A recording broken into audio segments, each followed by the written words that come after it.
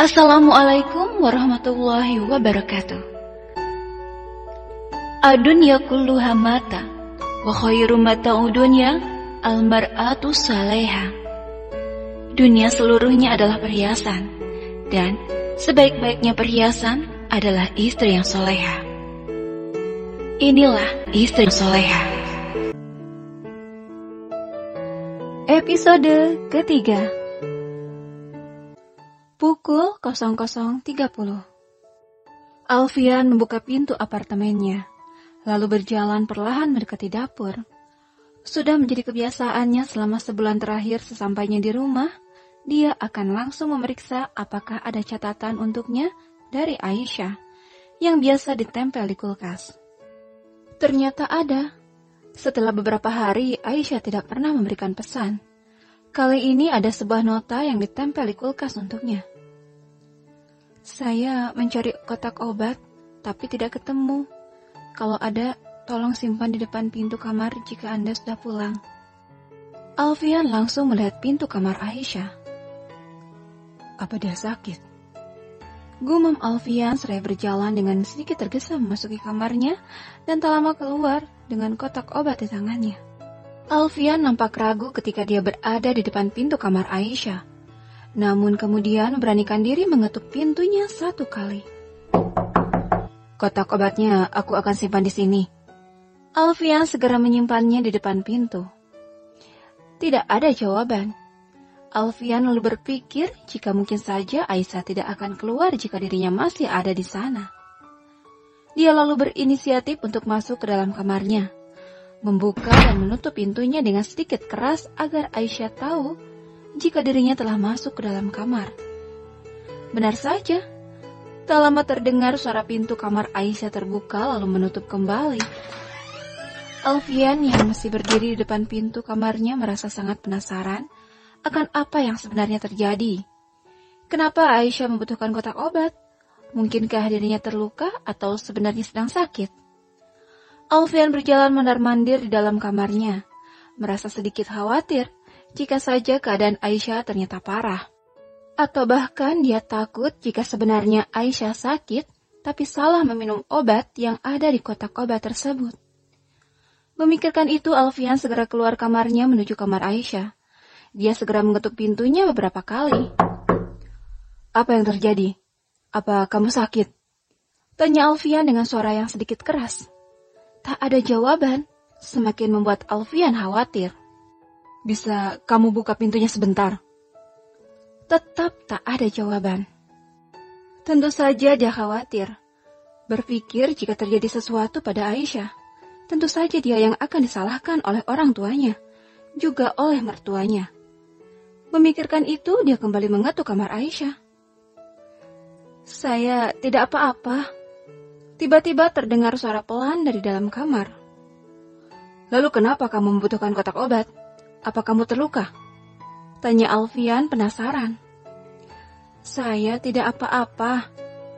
Aisyah memberikan jawaban yang sama, masih dengan suaranya yang pelan.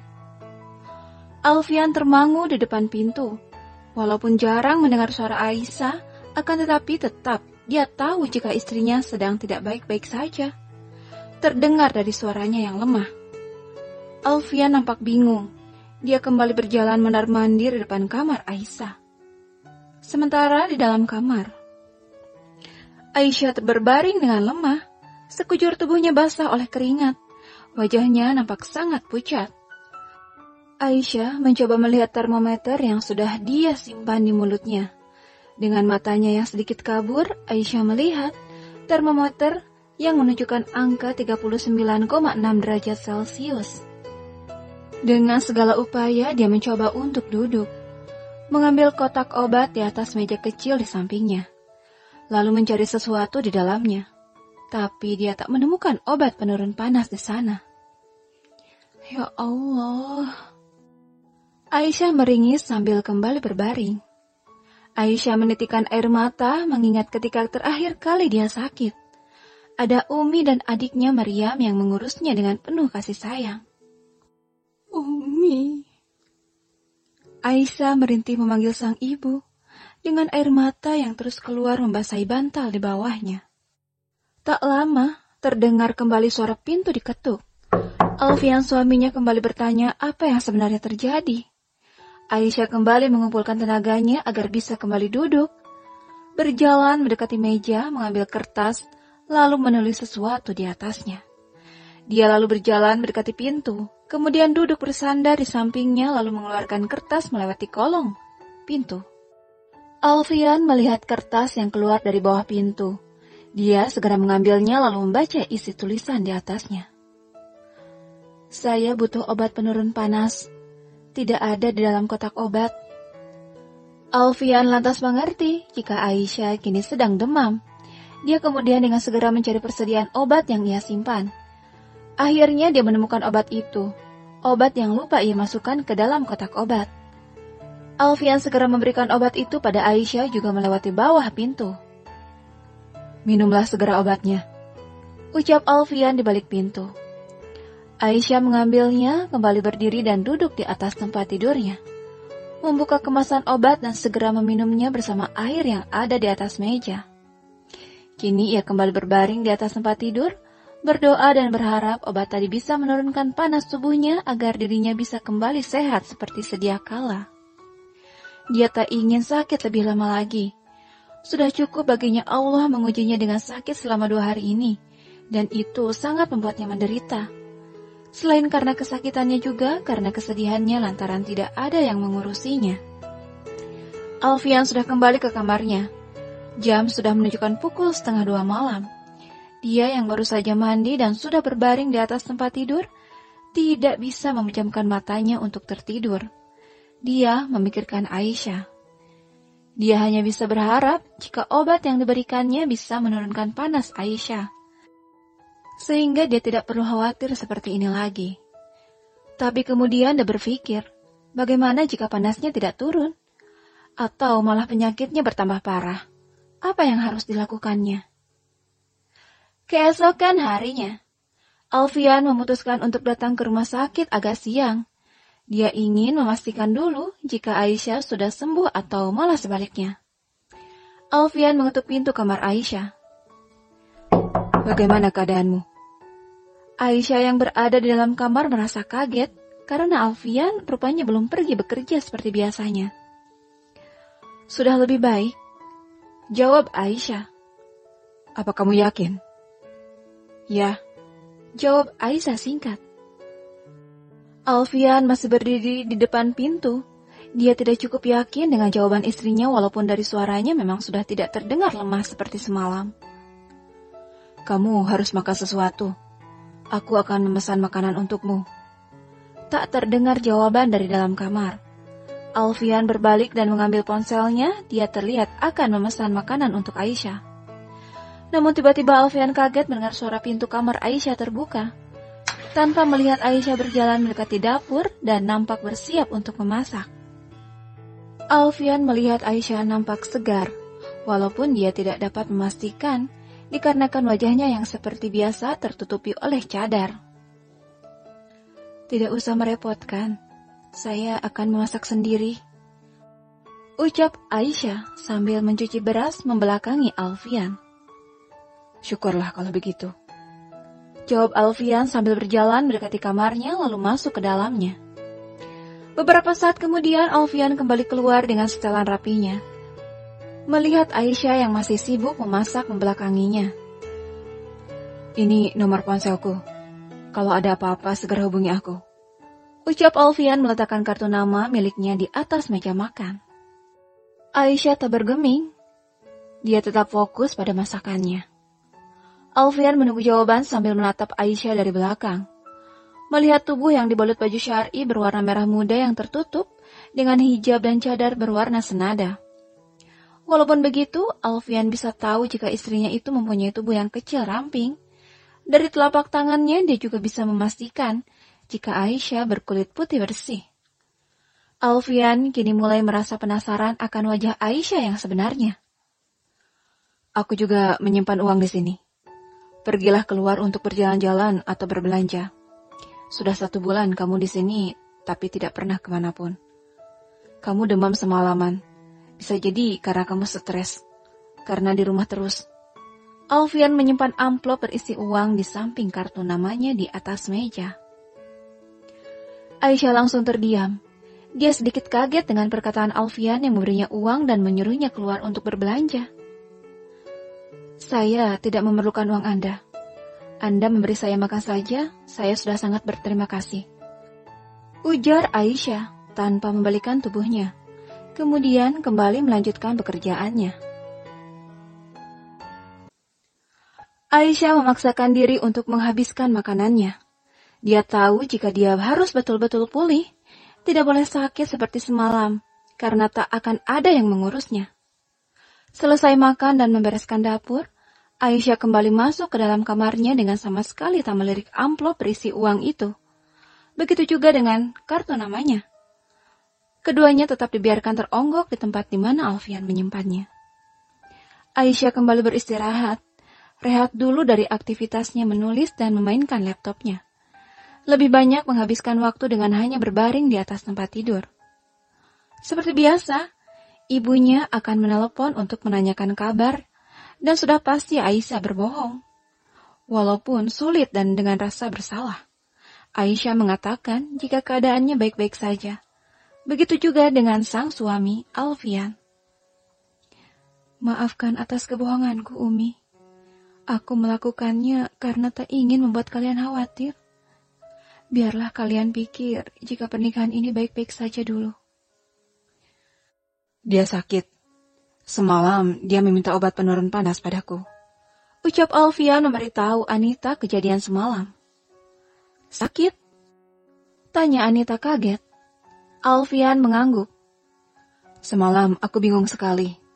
Hampir saja aku menelponmu agar kamu bisa datang dan melihat keadaannya." "Terus, kenapa tidak melakukannya?" tanya Anita sedikit kesal. Alfian langsung melihat Anita yang duduk di depannya. "Kamu mau bertemu dengannya? Apa tidak apa-apa?" "Tentu saja tidak apa-apa.